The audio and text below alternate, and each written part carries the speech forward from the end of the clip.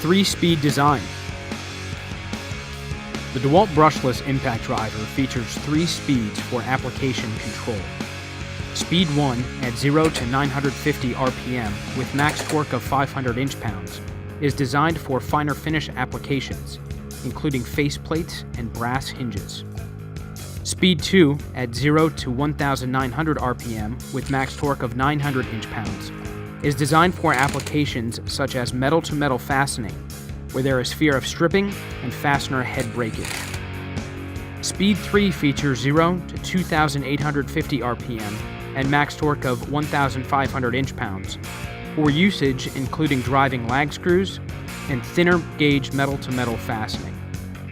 The speed selector is electromechanical, featuring an electronic change of speeds with mechanical interface.